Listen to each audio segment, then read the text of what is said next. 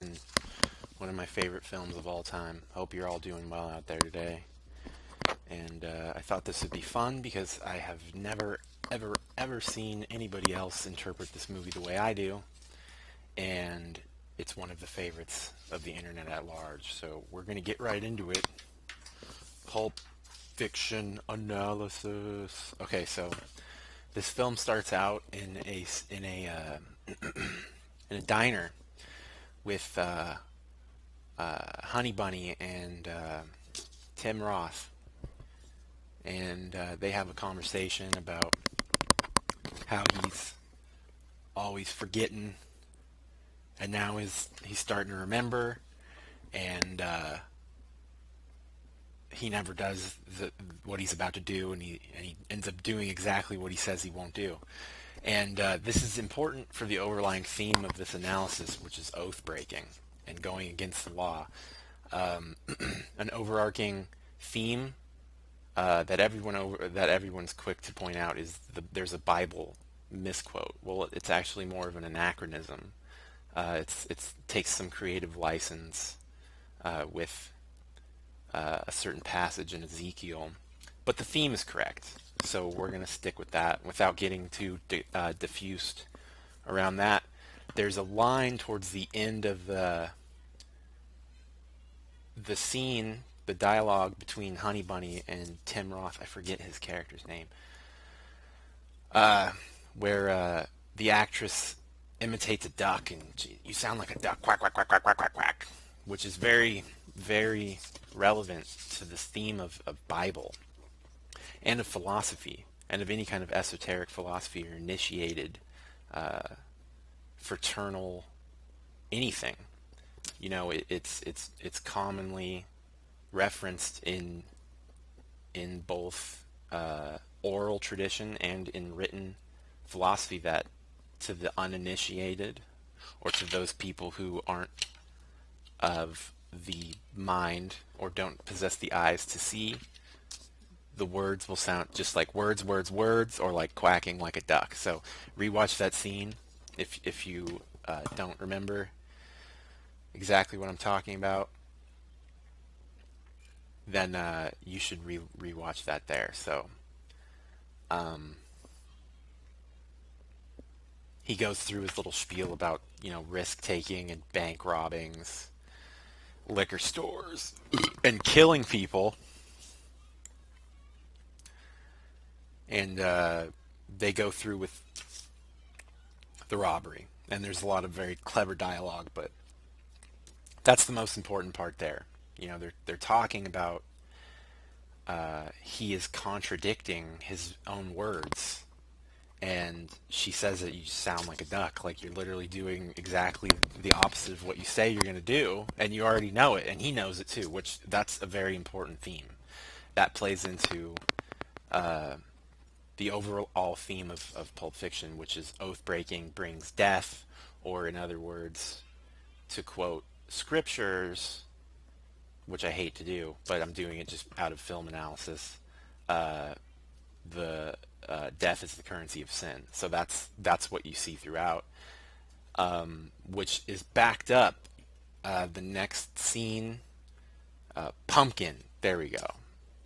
Yeah, Honey Bunny's Tim Roth, and Pumpkin is Lady. So then they're rolling. Julian and Bubbles, Jules and Vincent Vega are rolling, and they're talking about Amsterdam, which is important too because that is playing up again on another Bible theme of you do as the Romans do, as you follow throughout the various lands, you do as the Romans do. So Vincent is telling Jules about this other place where there's these different laws, right? So that is very important to go along the congruent, or the overarching theme of oath breaking, and which this whole story is kind of backboned around this theme. And Quentin Tarantino is a very clever writer, and I think that's another reason a lot of people don't pick up on these themes. They don't expect someone like him to reference, which is like the original collection of parable and stories. So So he goes, Vincent has a line I'm going to quote. It's legal, but it ain't 100% legal. So that is a very important line if you consider the Kabbalah, the Talmud, tenets in Islam, even in Zoroastrianism or in Christianity, early Christianity. Um, it goes back into traditionalism, an interpretation of the world against what you know to be universal law.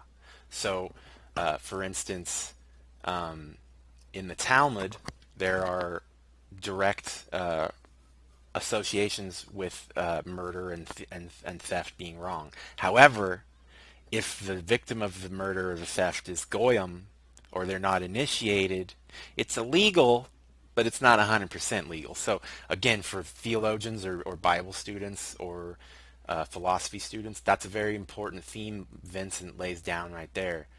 Um, he goes into he diffuses the subject a little bit more. He goes into the proprietary rights of the hash bar ownership.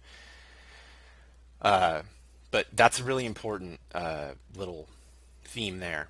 And he touches on that in the script for a reason, And then they go through the metric differentiations of measurement, and they're talking about quarter pounds and the various nomenclature, over the burger, So not as relevant, but it all plays into this uh,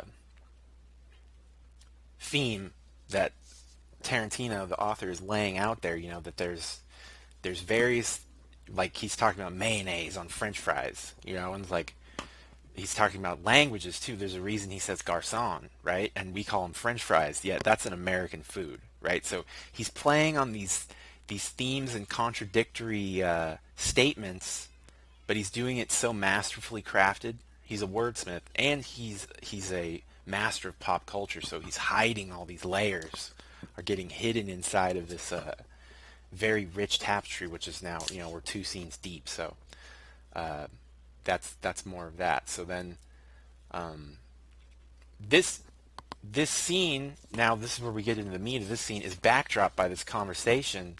They know they're on the way to kill some people. It's not a really big deal, right? It's illegal, but it's not 100% legal. They're obviously made. They're made men, and they have connections. They're in their town. They can blow whoever the fuck's head off they want to. It's illegal, but it's not 100% legal, right? It's not 100% legal for them. They are permitted. So that's an interesting parallel there, and that's what Tarantino, throughout his work will be reassessed, I think, after his death and many years pass. But he interlays a lot of parable and a lot of ancient philosophy. So they're talking about how they should have bigger guns, and you get that shot where they're looking out of the trunk, which is aesthetically a famous shot. Tarantino kind of sums him up. So they walk into the Wilshire Royale, which is what that building's called. The tracking shot. They're talking about Mia and Tony Rocky Horror's feet situation, and like if he threw him out the thing. They're more concerned with this person touching another man's wife's feet than they are with killing people. That again is another very important theme. They're talking about, this is just reinforcing the overarching theme as you go through this. We're talking about law. You're talking about what is permissible, even though it's not permissible under that law, and those various differentiations between perception and reality. So, they're talking about Antoine Rockamoa, Tony Rocky Horror, and how Marcellus Wallace, who you could almost kind of parallel as the film's Caesar, threw him through a skylight, I think is what if I'm not mistaken. Let me think. Yeah, he took him off the patio and threw him over the balcony, and he fell 4 stories. He broke through the glass, and he's got a speech impediment. So again, the speech impediment too is important if you think about lepers and everything, but I'm not going to get into that. So Tony, right, who's a made man, who's permitted in the same not 100% illegal type of community, right? His brother's keepers are saying Vincent says, "quote That's a damn shame," right?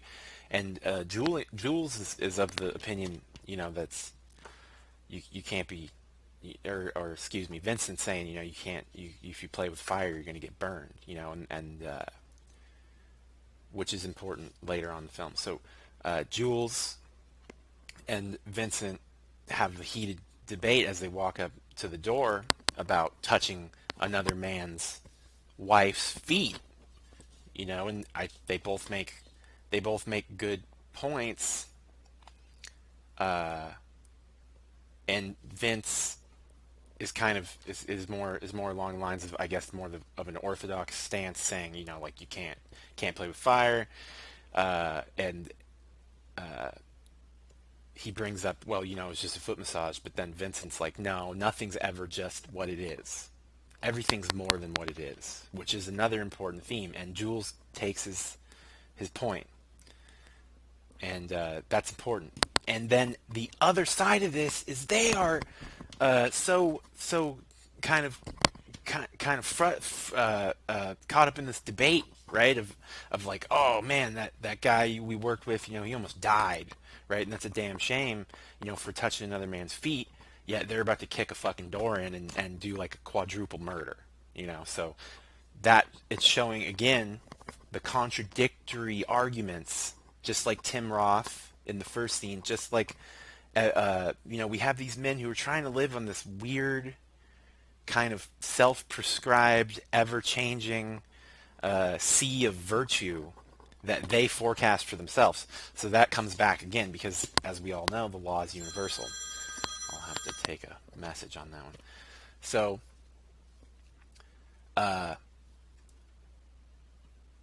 they have their conversation. They finish their conversation.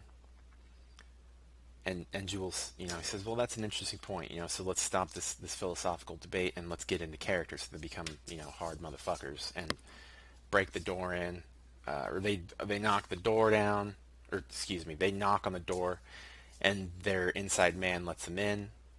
Marvin lets them in, and he's a really important character in the theme of what Tarantino's teaching us here. So they introduce themselves, and there's the dialogue's very clever with the big kahuna burger. There's not much there philosophically, but they do make some references to the conversation with the Royale with cheese, which does line up with the point, with the overarching theme. And if you watch it again, you'll notice that everything is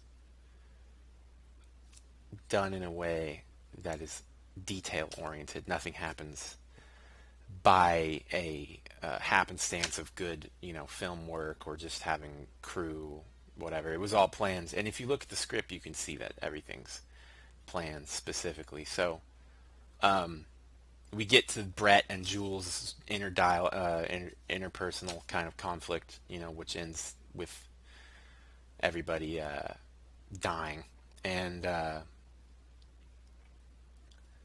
he goes through the English motherfucker, so like that's important too, because it's showing this theme that's harder. I think he could have done a better job here because everyone's so fixated on the ultra violence, because it's a Quentin Tarantino film. It's aesthetically pop. So the turn with what, and then it ends in his death. You can liken this to sin. Jules is there as the hand of wickedness, and he knows that. And Brett is in ignorance, and he's hoping that his ignorance will save him from evil. And he entered into contract with that wicked style of business, so when he went into man's law, so to speak, when he entered the den of vipers, right, his recourse in the law was gone, because at that point he's dealing in illegalities, which aren't 100% illegal if you've got the right password, or if you have the right pocketbook, or the right guy, or the right handshake. So that's important. They could have made it more obvious, but then I wouldn't be sitting here making a video about it. Everyone would know this shit already. So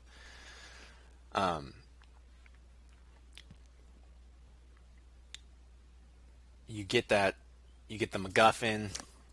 We never find out what's in there. That is representative material. It doesn't matter what's in there. Just like it doesn't matter what he says at that point. It's not going to change anything. Whether that's gold or whatever it could be, it really doesn't matter. What matters is the actions and the consequences. So that's, again, why I think Tarantino made a choice to use a literal MacGuffin, to never ever disclose it, and to literally get rid of it as a plot device almost immediately. It's more about the characters and their decision making, and how those decisions affect each other in the narrative and the consequences. So he lays down Ezekiel 25:17 as written by Quentin Tarantino, and he blasts him. So you get Marcellus with Butch, and talking about the fall, and taking a dive and all this, and then you get the scene with Christopher Walken and the flashback through Butch. I'm gonna do that out of, well, fuck, never mind. We'll just get back. So Vincent and Dave, or all that shit. My name's Paul. This is between y'all. They have their little shrug in at the bar, which is important. So Vincent represents the worldly man, right? So he's doesn't give a shit. He likes what he likes. He's a drug addict. He almost fucked his, he is thinking about fucking his boss's wife, which is like as bad as doing it if you really break down philosophical laws and all that shit. So he represents the world. And then you've got Butch, who is embattled and he's emotionally conflicted, but he's a good person at heart. He cares about someone. That's the main difference between Vincent and Butch, is that Butch, while he's a brutal guy and he beats the shit out of people for a living, which isn't much different than Vincent, who kills people for a living. Really, there's no difference, right? Just one's slightly different than the other one. That's the show I'm trying to say. If you beat someone towards the act of killing them in front of a big ass coliseum, it's entertainment. If you do the same thing in an alleyway and you leave them for dead and they die, it's murder. So those small differences, just like what they were talking about, it's legal, but it's not 100% legal. Like, it's just a small change of perception, and you're talking about different things. So their instance, their little interpersonal scene at the bar is important because it's foreshadowing something important to the film's narrative, and also contrasting two separate styles of thinking, and showing that this which could be called the hero's journey. In both of them, Vincent's an anti-hero, Butch to some extent is an anti-hero, but they're both in similar conflicts. So that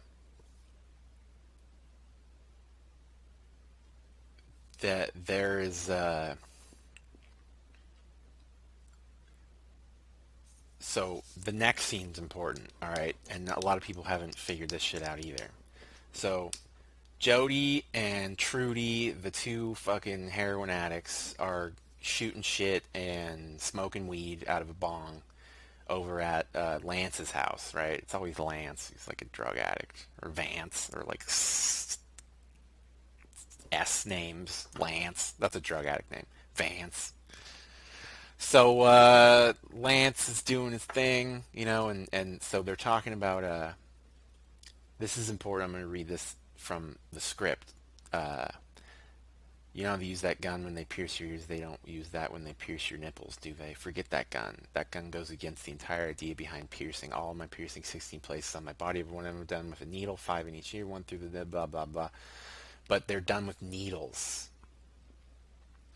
And then Vincent says, why would you get a stud in your tongue? And then Jody, well, it's a sex thing. It helps.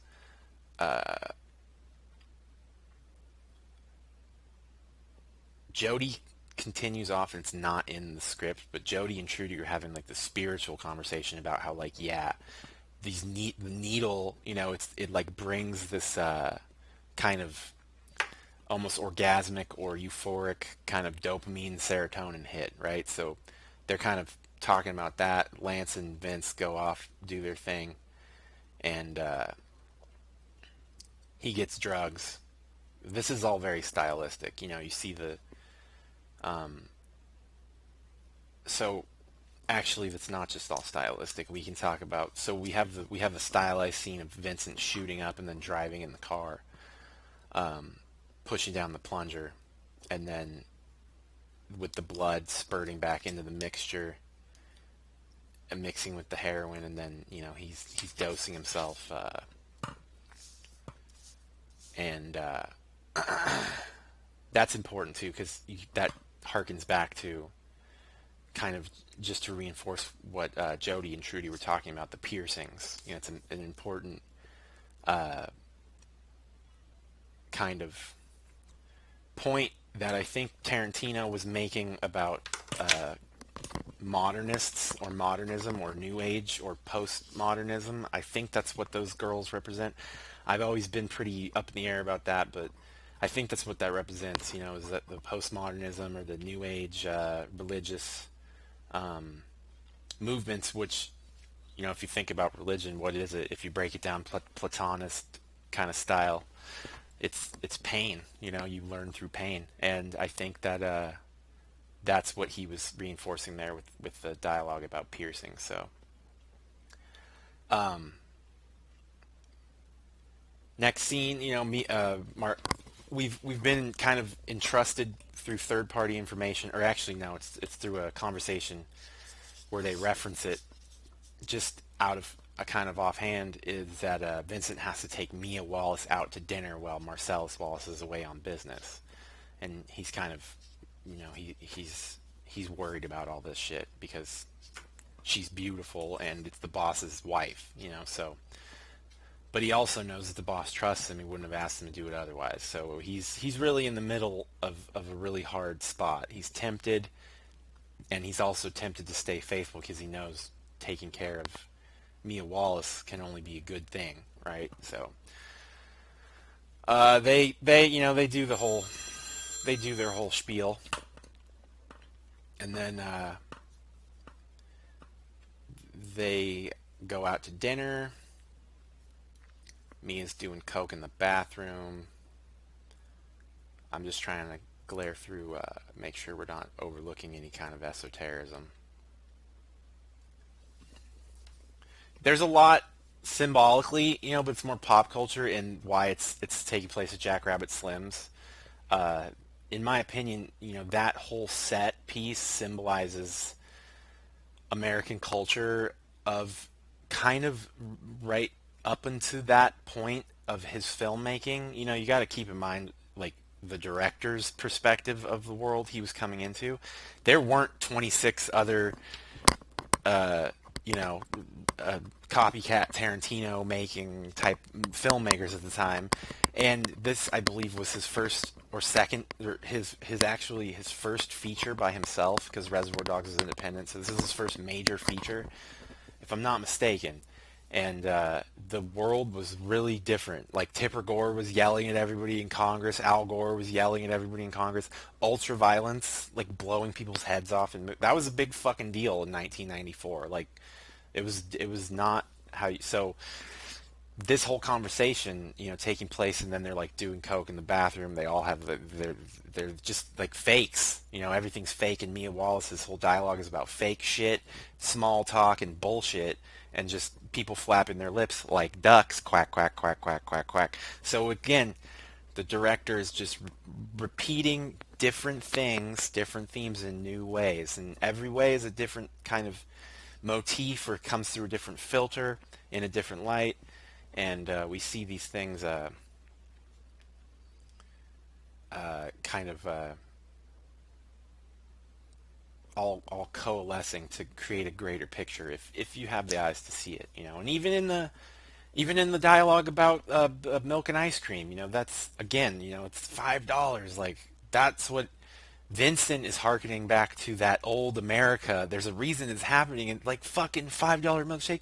You could buy 10 milkshakes for $5 if Buddy Holly was popular on the radio. But anyways, that might be a little too esoteric for most people. So it's an interesting thing. You should rewatch that scene. So um, even with the cigarette, I'm remembering when he rolls the cigarette, Mia's like, "Wait, what are you doing?" She's like, "Why are you rolling that here?" He's like, "It's just tobacco," and that's again, it's legal, but it's not 100% legal. And what is really illegal? It's perception. It's the perception of what it is, right? So uh,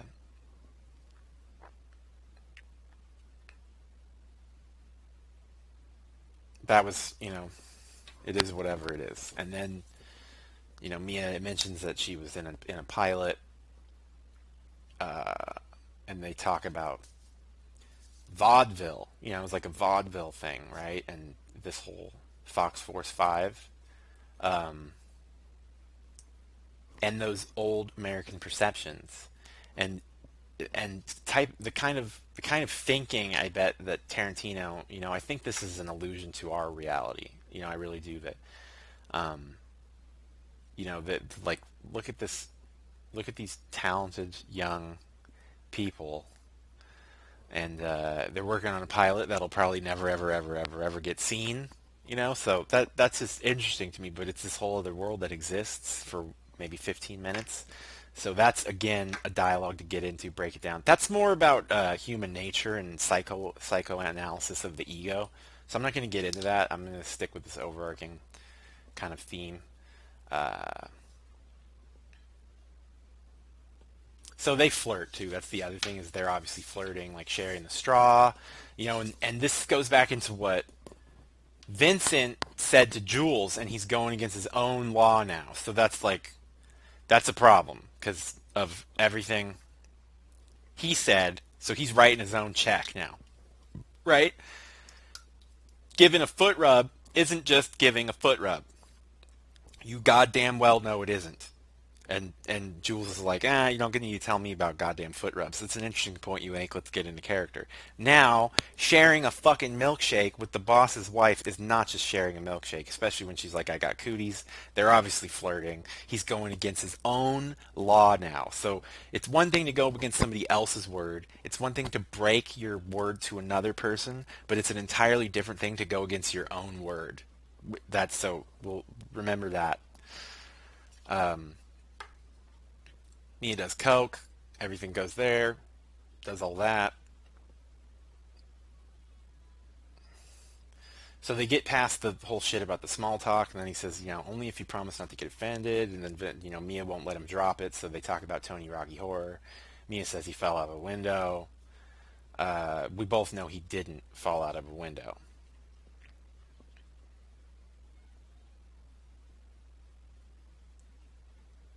And then, Mia finally gets to the terminus of this whole thing when she just throws it all out there. You've heard Marcellus threw Rocky Horror out of a four-story window because he massaged my feet, and Mia's like, yeah. Or Vincent's like, yeah. And Mia's like, and you fucking actually believe that shit?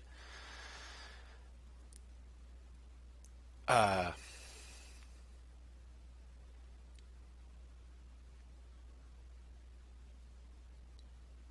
and then, it gets back to Mia. The real terminus is that reality is between the the the two parties. Everything else is fiction.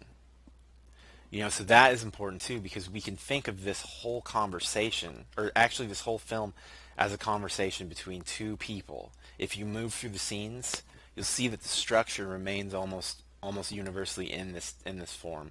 Even when, say for instance, there's a third wheel or a four shot, you'll have people breaking into teams. So for instance, Wolf and Jimmy, Jules and Vincent, they will represent one person or one theme, and the Wolf and Jimmy will represent another theme. However, in that same setting, the Wolf and Jimmy will break into a two shot where they're now representing a two-person conversation. So it's just an interesting theme to kind of watch through. The whole movie is kind of in the format of a dialogue between two people. Not is kind of, it is. So Mia ends it that when you guys, once the two initial parties are no longer involved and it's still a topic of conversation, then the reality starts to change and the perspectives begin to take over, and people start to quack, quack, quack, and that's an important thing, right? And then it's really important aesthetically that right now on the stage, the Ed Sullivan actor gets up there, and he brings them out, and it's a teenage wedding, and they all you could see that Pierre did truly love the mademoiselle, and they fucking bust the rug, So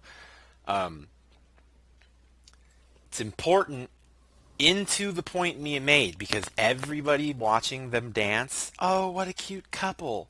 The outside perspective is what creates the reality, not the interpersonal reality between the parties at hand. So that's just another theme to take in, and even that, and going further, that fiction kind of perpetuates itself in that setting. They get the award and they win, and then they are swept up in it almost too. So you can see that they're both smitten when they go back, and anyways, Marcellus Wallace's house, that all going down. After You Never Can Tell by Chuck Berry, which is a great fucking song.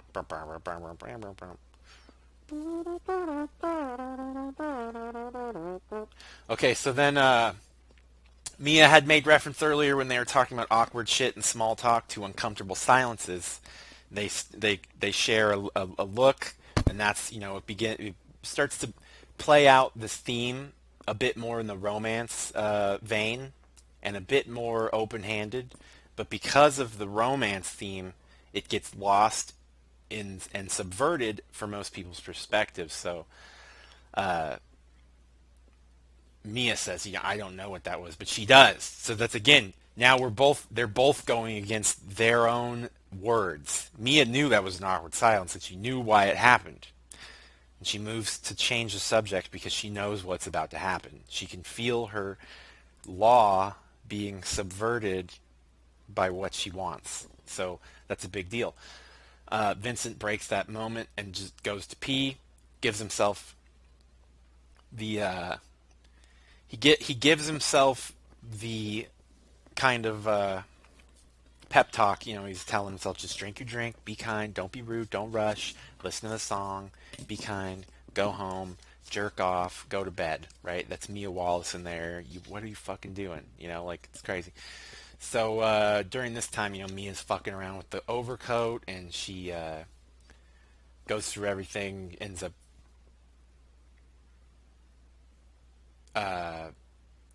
she's like ODing because she snorted Persian brown, and they drive Mia to Lance's house because she's ODing, so he's calling Lance. He's like, fuck, Lance, like, if she dies, you die, because you know whose wife this is, right? And prank caller,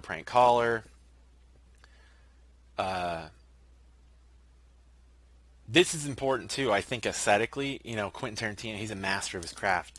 The first shot inside Lance's house is a picture of the big screen, and there's the Three Stooges, and they're all getting married. So that is again is reinforcing that oath break thing, that theme. That breaking of oath. That, and it's just it's reinforcing. And the one thing I think it's the preacher, you can hear him say, it's kind of garbled. There's a conversation going on the phone's ringing, but you can hear him say, "Hold hands, you lovebirds," which that's really important aesthetically because right before that, Vincent Vega's holding Mia's hand in the car and he's screaming to her, "Come on, Mia, don't fucking die, hold on." And that's the last shot you see, and then it switches to Preacher on the Three Stooges, and he's "Hold hands, you lovebirds." So that's again really important aesthetically. So Lance is all fucked up eating cereal, and like they fight over who's going to answer the phone. So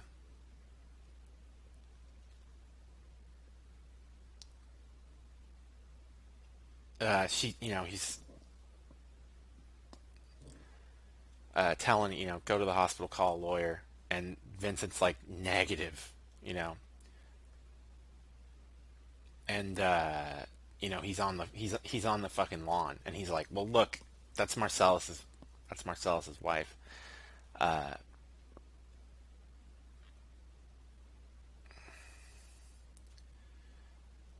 that he let her die on his lawn, So Lance is like, "Fuck," brings her inside, tells Jody to fuck off, get him his book. He's trying to find his book. So this is important. This is a really important thing. So Jody is the freak with the piercings, right? He tells Jody to fuck off and find his book, right? The book represents empirical knowledge of the world, right?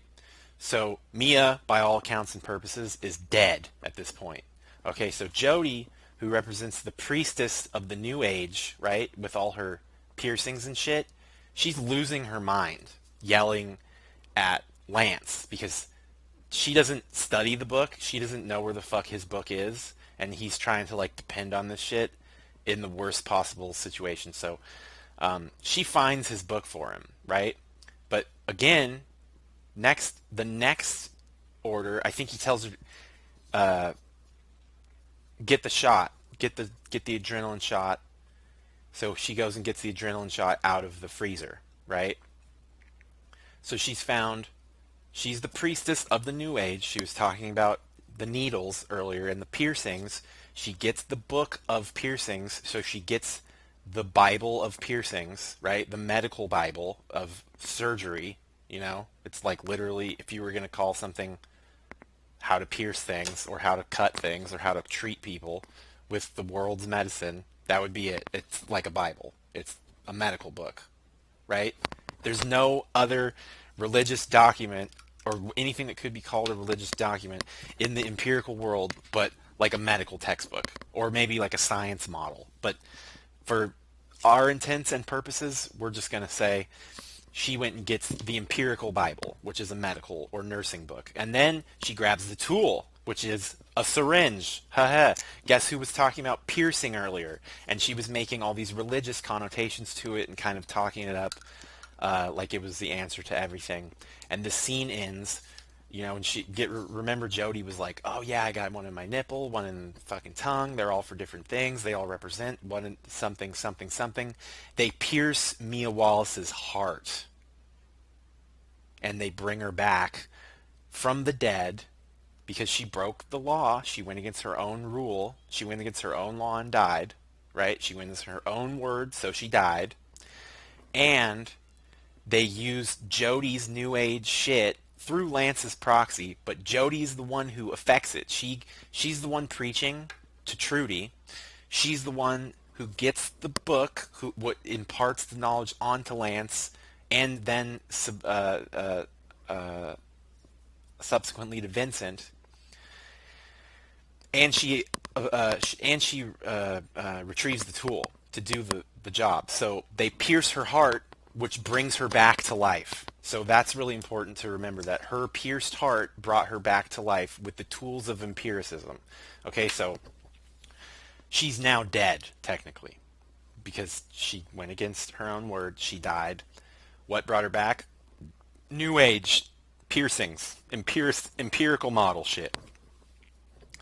So that's an interesting theme, right?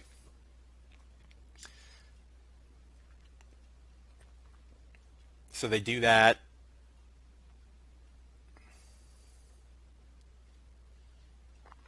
Mia wakes up, something. Jody's like, "Do you want a beer?" uh, so now we're gonna cut in. We're gonna start kind of clipping through this quickly because oh, actually, Vincent takes Mia back, and then Mia tells him her Fox Force 5 joke, which is important because beforehand, the Mia that would not tell him had reservations, right? She was still doing, she was contradicting what she knew for what she was supposed to say, and now that's all been removed, basically. So she is going to tell him three tomatoes are walking down the street, pop potato, mom tomato, little baby tomato, says ketchup, right? Nobody laughs, but they both smile. So that's important too because it's going back into the unsaid, right? What remains unsaid purposefully and what remains unsaid out of permissibility. So that's a big topic throughout philosophy. I'm not going to broach that right now, but that's like a whole other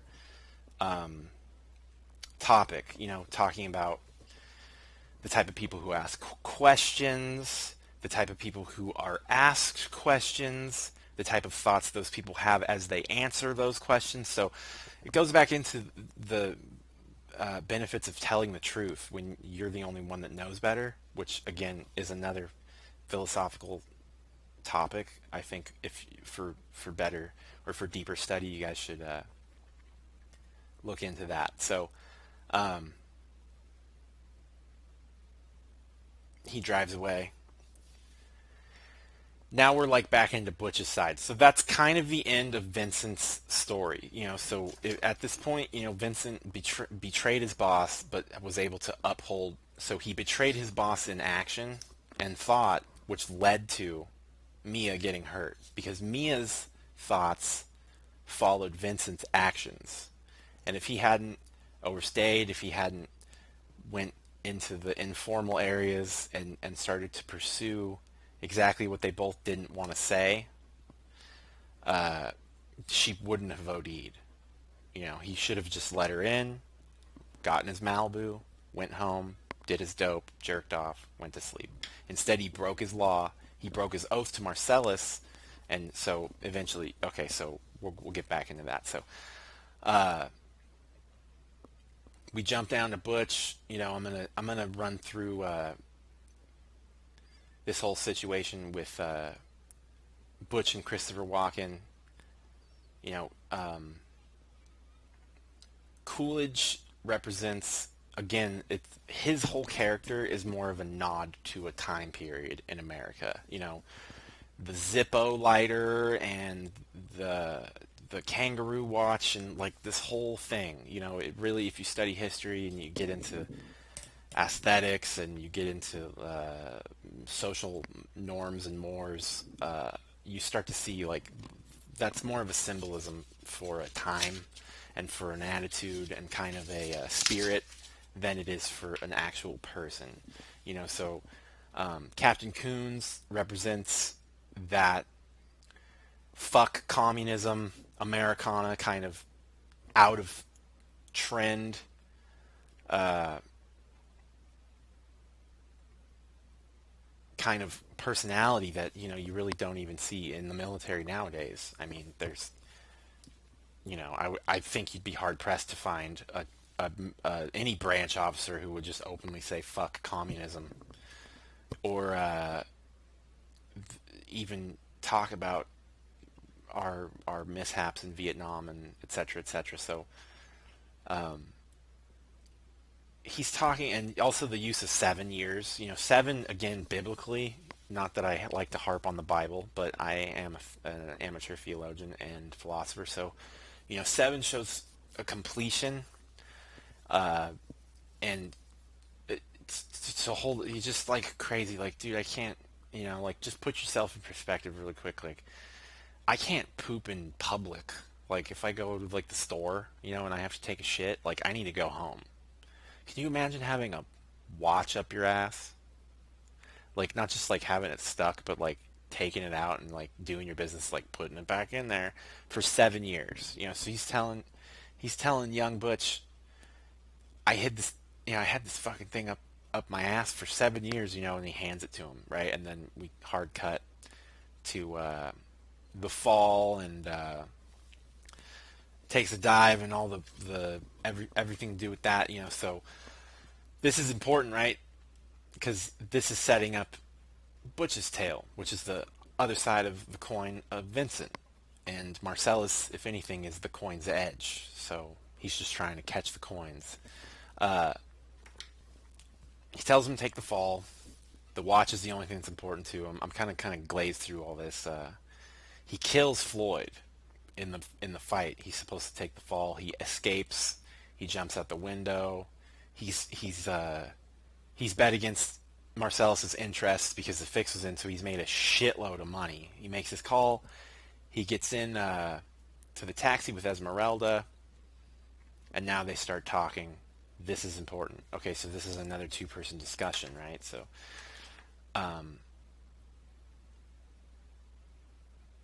Mia and Vincent see each other too. There's a little, I never thank you for dinner, right? So, uh, Marcellus puts the hit out, and then Butch and Esmeralda go back to talking. So she asks him if what did it feel like to kill a man, and Butch tells her, it didn't feel like anything. I didn't know he was dead till you told me right now. And she says, well, how do you know? How does it feel that you know? And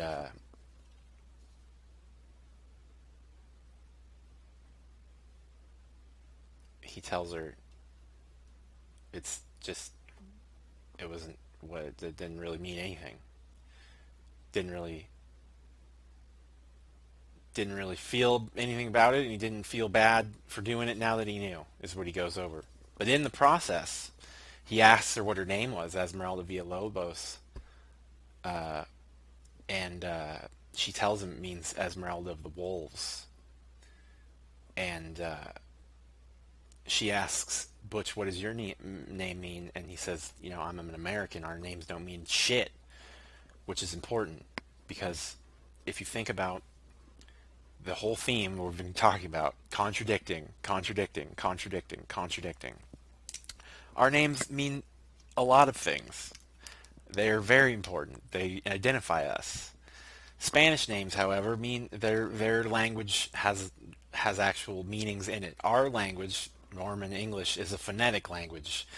In other words, the sounds don't have their own preemptive meanings. So we create complex combinations of letters to form words, and then words form sentences. And that's not true of Romance and Latin or Indo-European languages. So it's important because what he's talking about here is meaning attached to attached to things. So, he beat the shit out of a man with his hands. It felt the same as beating the shit out of a man with his hands to death. He didn't notice a difference. Esmeralda's name, she has a name. Butch has a name. Esmeralda's name means things. Butch's name technically doesn't mean anything, but they're still names. So we have two results, different kind of parameters, but the same resulting endpoint. They define the same thing. They represent the same thing. So again, we have these layered parallels from the author. And this is all, I think, beautifully punctuated by Butch at the end of his phone call with his bookie.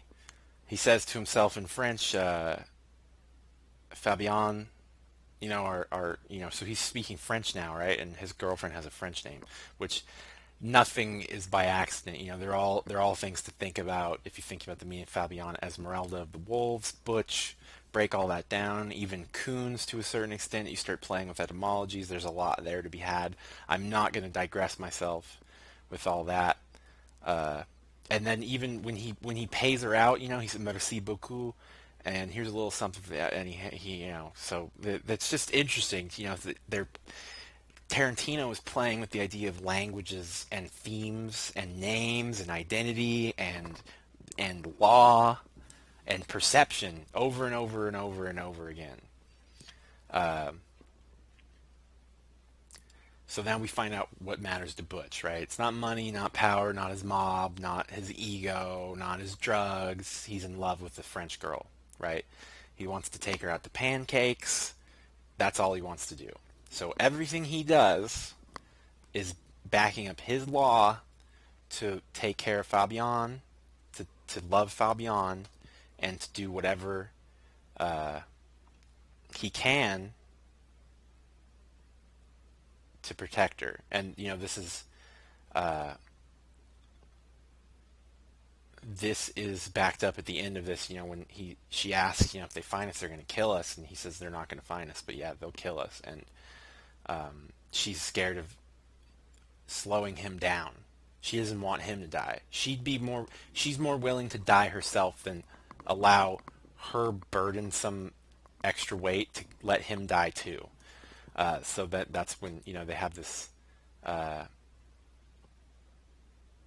they have this romantic moment, and she says, I need you to say it, that you don't want me to leave, so that they're committing to each other, that no matter what happens, whether they live or die, they're going to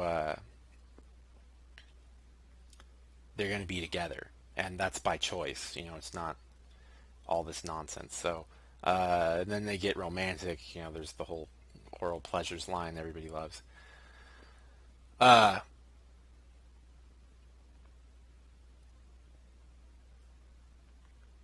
so this again, we go into the foreshadowing and the creating through speech. And like I haven't talked about this at all, but there are elements of the occult in this movie.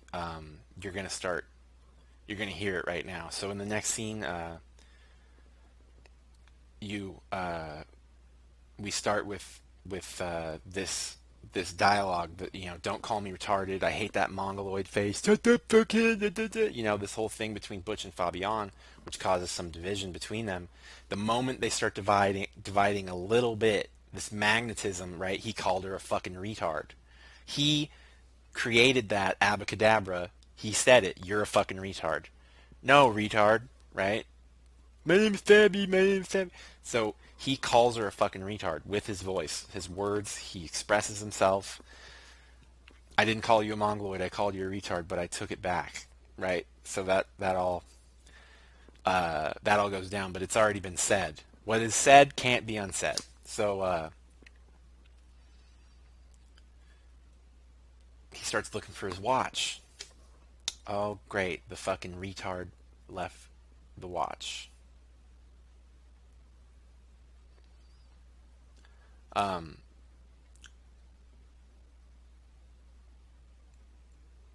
there's the motorcycles on screen. It's like,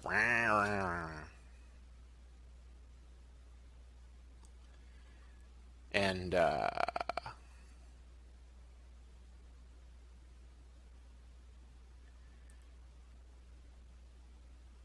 he starts from his sleep. Yeah, that's what is important. Sorry, I'm just looking at my notes. And they're talking about pancakes, and he's looking for his watch, and his watch isn't there. So he barrels through all the shit, and she says, well, then did or did you believe so, right? So this is important too. This actually goes into Eliphas Levi, right? So um, he said, this is my father's watch. I've specifically reminded you, did you get it? And she says, I believe. So then Butch says, you either did or you didn't. There's no belief. Then Fabian says, then I did. And Butch says, are you sure? Fabian, no. So Fabian kills herself right there. She's dead. She goes against her own. She goes against her own belief because her belief isn't knowing. It is a belief. She doesn't know for sure, but she's backing it up. At least she admits it right here. I'm of the opinion if she had said yes, she would die in the script. But because she says no, she respects the rules of the script, and therefore she doesn't die. So we'll go ahead and we'll continue on that note. He he removes her from fault. He tells her it's not your fault, and I got to go back. He didn't tell her, so he then Butch saves her too, right there. So there's a really important dialogue from Butch, where he says, I reminded you. I didn't illustrate how personal this was to me. I didn't actually tell you. It went without saying. I just expected you to be a fucking mind reader. So it's not your fault. If all I wanted was the watch, I should have fucking told you all I needed is the watch, and I should have just you would have the watch now. And she again apologizes. I'm sorry, and he says it's not your fault. It's not your fault. So she went against her own rules. She went against her own knowing, but she doubted herself, and she wasn't egotistical. She admitted it, and he didn't he didn't blast her. He didn't fucking destroy her soul and say it's all your fault, you fucking bitch. He readjusted his own fucking perspective and why she didn't get the watch. He didn't impart upon her how important it was that she get that fucking watch out of there, to the point that nothing else really mattered. And she feels terrible because she knows what's going on there. He's got to go back. He might die. So he's pissed still. He's so we could call this again his inner dialogue, his outer dialogue, because he's pissed. He's venting it, but he's talking to no one. Usually, when people talk to no one, we call them crazy, or we say that they're praying. So you can leave that as it is, but he says out loud, of all the fucking things she could have forgot, she forgot my father's watch. Specifically reminded her to not forget it. Bedside table, on the kangaroo, I said the words, don't forget my father's watch. So he, and the use of father, this is very symbolic. It's pretty cut and dry, but it's all pretty much there, so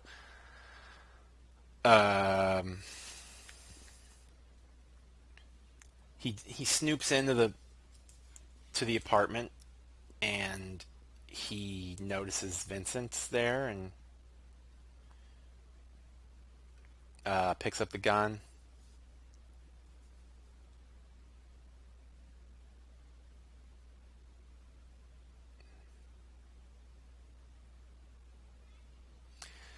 With the Pop-Tart and the gun.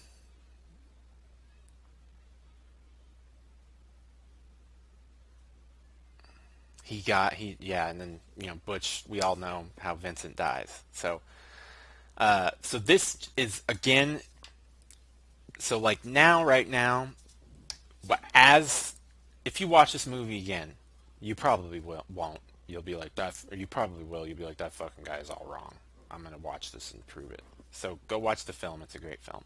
As you watch this film, as Butch parks his car and traverses the field, think of that Ezekiel 25:17 as written by Quentin Tarantino, because it's not exactly correct, but just play it over and over again in your head. The path of the righteous man is beset on all sides by the tyrannies of the selfish and the inequities of evil men, right? So Butch is in his house, or Vincent is in his house. His path is literally beset on all sides by the inequities of the selfish and the tyrannies of the evil, right? So he goes into his house. Motherfucker's eating his Pop-Tart. I mean, literally eating his Pop-Tarts. Or he's in the house, and that's not what I meant to say. He's in the house eating his own Pop-Tarts, and there's a guy taking a shit on his toilet. I'm a little bit dyslexic, by the way, just if y'all hadn't noticed yet. So, then it's like he kills him with his own gun, and then so he leaves and everything, and then look, it's Marcellus Wallace in the fucking crosswalk, so he runs him over. Now, check this out. The pedestrian. What does the pedestrian say? Pedestrian, played by Kathy Griffin, by the way. What'd she say to him? She grabs Butch, she pulls him out of the car. Jesus, comma, are you okay? Jesus, are you okay? So I noticed that. That's the only appearance of Jesus at this point throughout, if I'm not mistaken.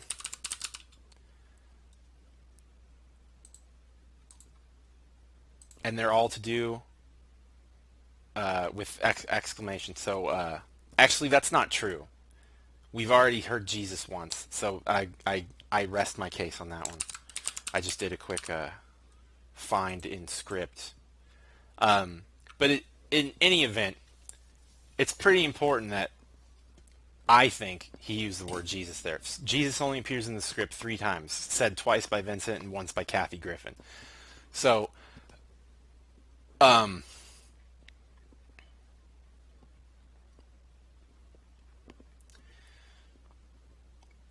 they're looking at Marcellus and oh, he's dead, he's dead, he's dead, and he rises from the dead, right? Um,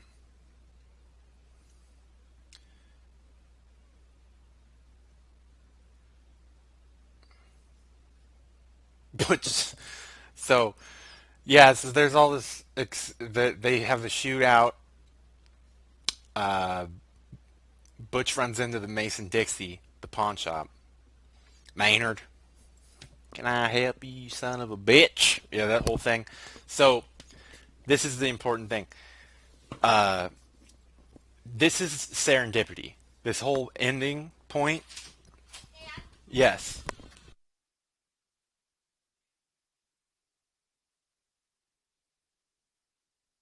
This whole situation, sorry about that, is my son had to tell me some stuff, is like a serendipitous thing, right? So you get your enemies are all there to destroy you. The path of the righteous man is beset on all sides by the tyrannies of the selfish, the iniquities of the evil men, etc., etc.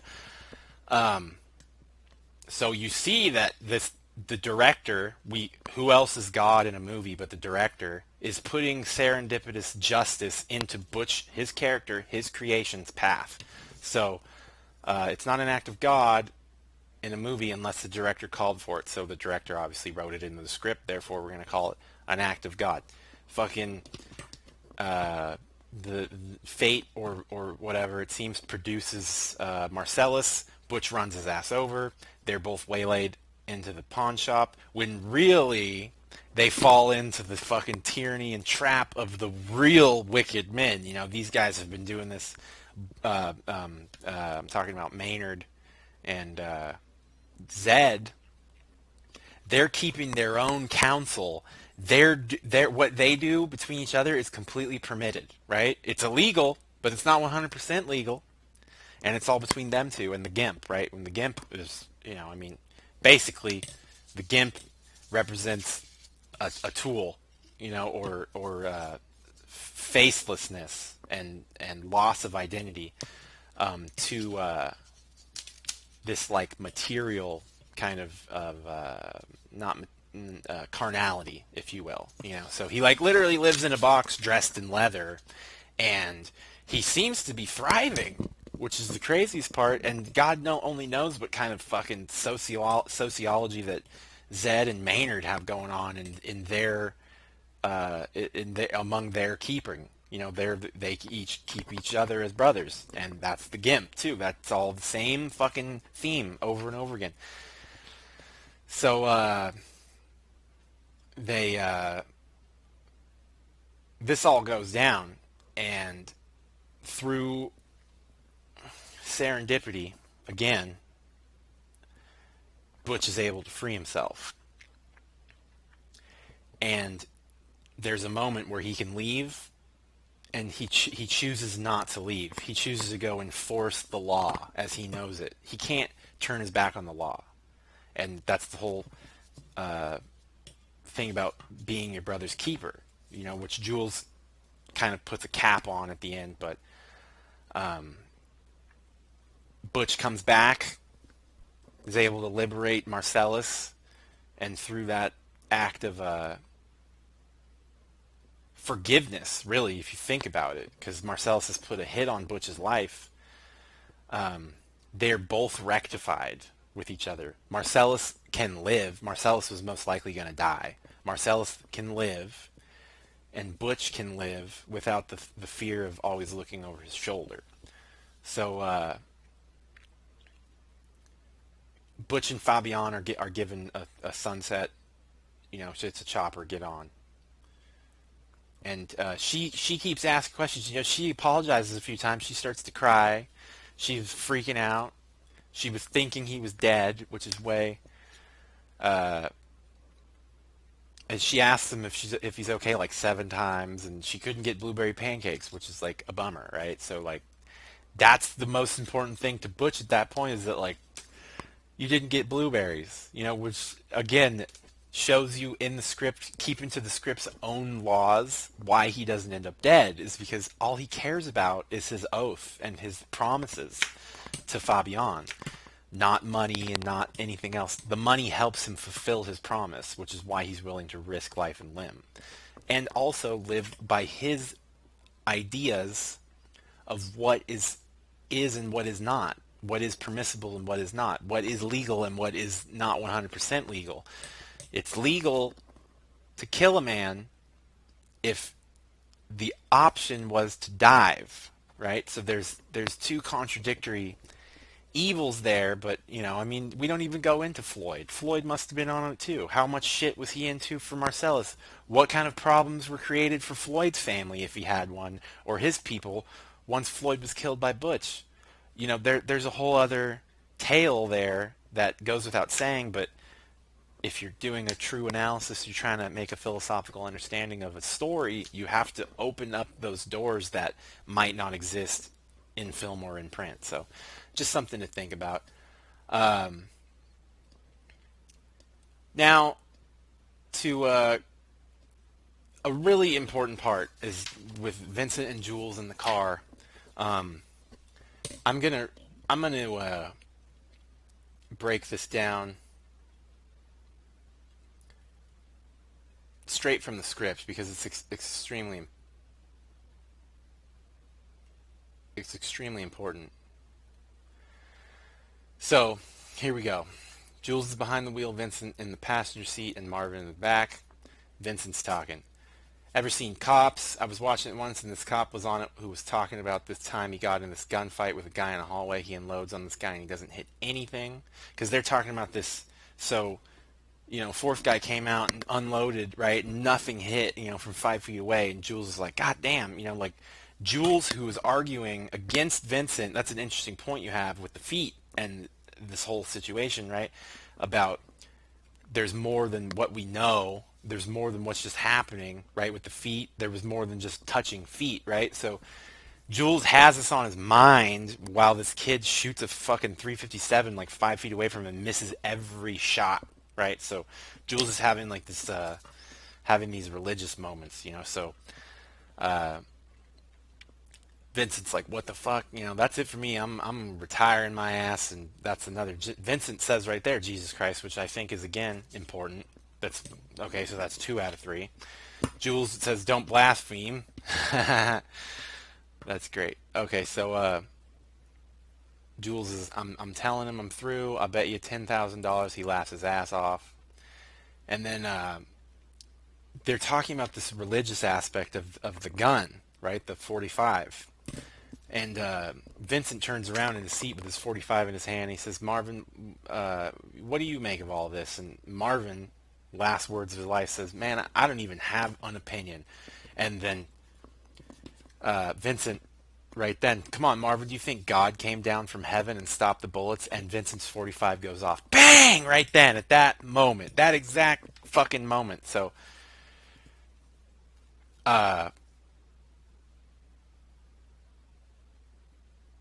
it's, you know, this accident, right? So this is like as he's talking about an act of God, there's an accident. So again, multi-level contradictions that can be perspective interpreted in various different ways. And to jump into philosophy, I'm not going to quote exactly philosophy where this comes from because I'm actually obligated not to. But people who don't have an opinion in life are like not basically people. If you go through life and you don't have, I guess, any kind of sensibility about you. You don't develop. If you don't develop preference, you don't develop character or any kind of not character, but I guess it would be reservations about anything. You don't have a thought about anything. You don't think about. You don't spend time to develop thoughts. It's like being dead. And in Marcus Aurelius speaks specifically about people living off the golden mean and not trying to live towards the golden path is like walking around dead, and I think there's a lot of, basic New Testament shit about, the dead will walk the earth, etc., etc. So I'm not going to get into that right now, but it's very important to the concept and the theme that the director is intending here, to notice that they're talking about an act of God. Marvin says, I don't have an opinion, and then an act of God literally takes his ability to ever have an opinion about anything ever again away from him. But we have to remember this is fiction. The director represents God, and we're being told a story. So what is he trying to tell us? And that is really important. It's not just a plot device to get us to, guess where? The house of God. Jimmy's house, who is played by Quentin Tarantino, representing a place of salvation. They're in a car, but what it represents now is imprisonment, is their lives ending in a way that they can't help. And their biggest problem when Vincent shoots Marvin is not that he's dead, it's that they're in the wrong town. Again, not that we're about to go kill 5 guys with we don't have shotguns, but Tony Rocky Horror touched this chick's feet. So again, we have these multi-layer contradictions of what we expect and what we see based on perspective. So really, the perspectives are shaping the story. So,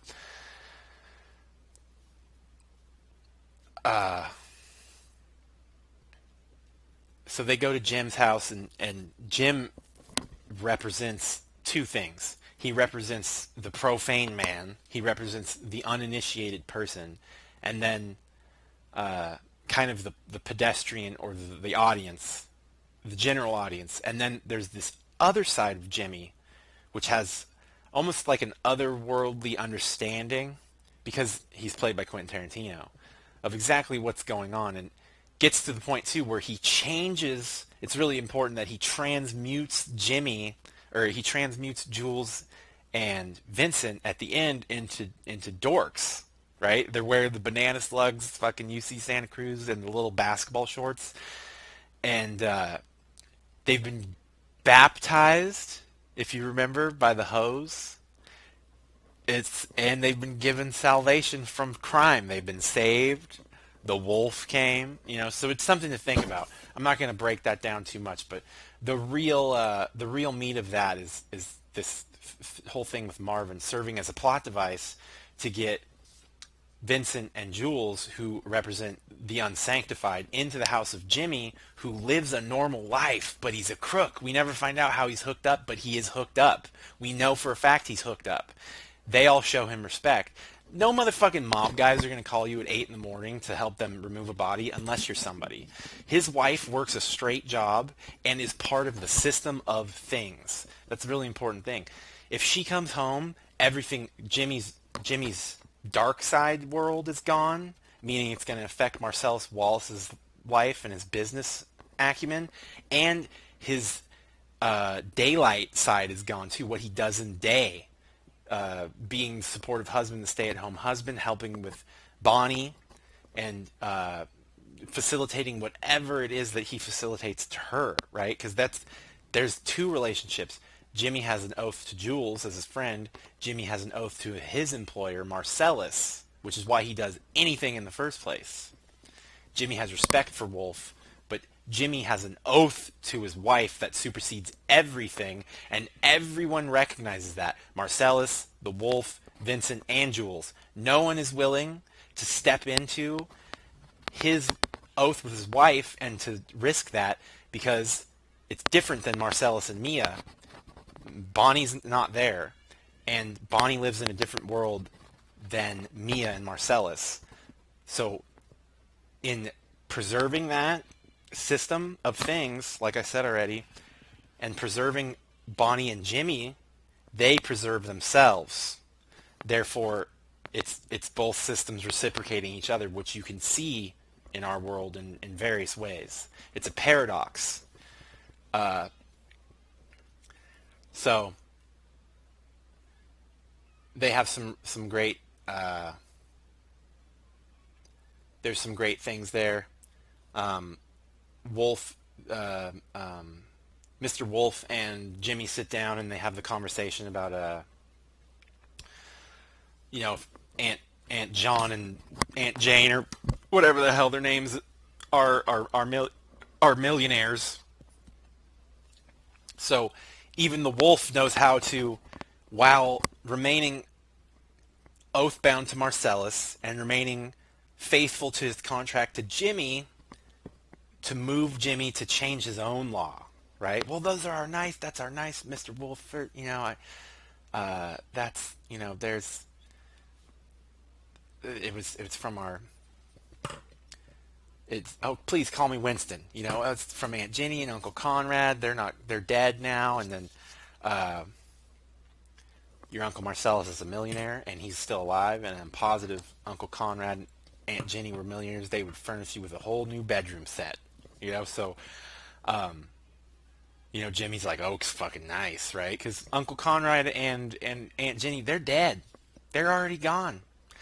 And Winston Wolf is not willing to go against Jimmy, but he's willing to help Jimmy go against himself, which is important, right? And the wolf is a professional, so that's at the height of his skill pyramid is that persuasiveness.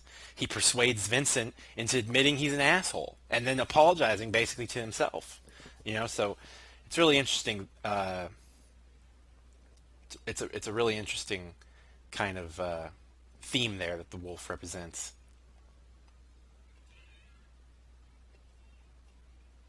So the wolf helps Vincent and Jules avoid the law of the lands while honoring their oath to Marcellus and rewarding Jimmy for helping them.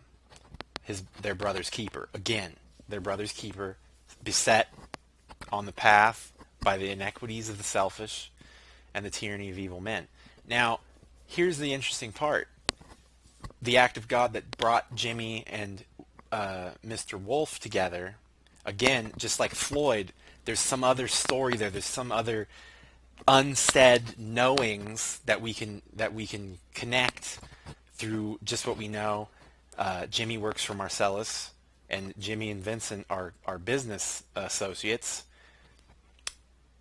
But even with that being said, Marcellus defers to Bonnie, so I think that's important. So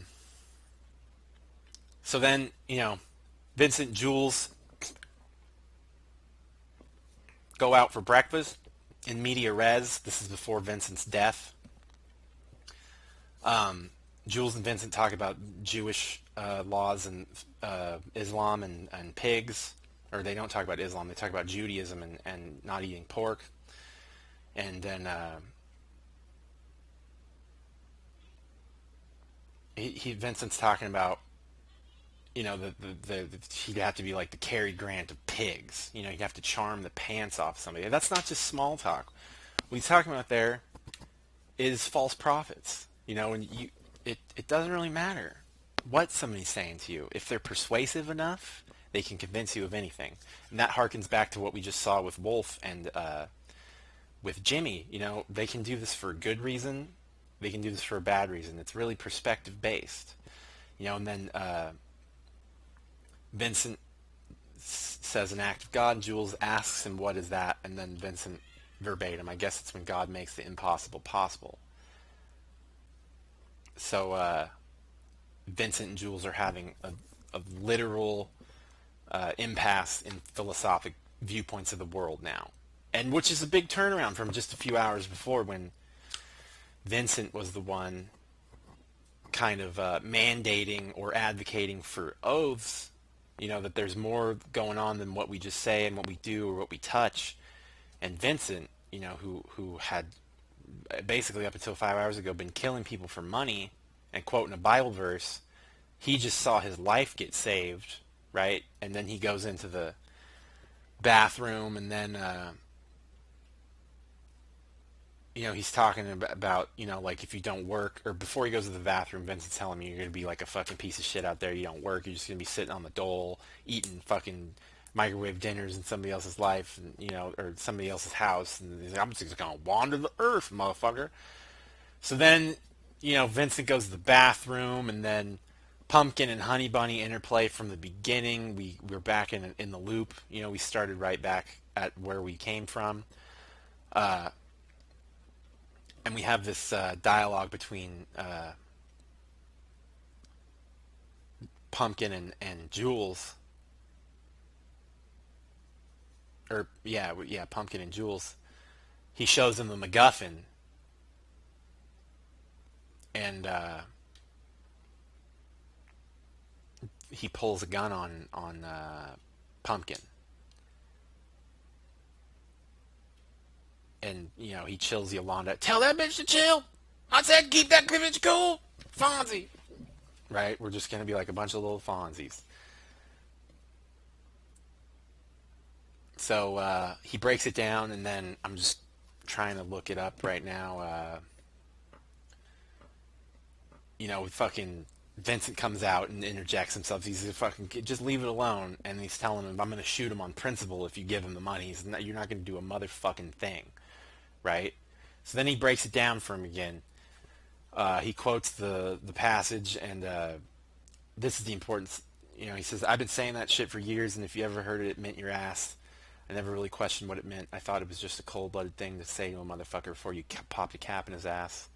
But I saw some shit this morning and made me think twice.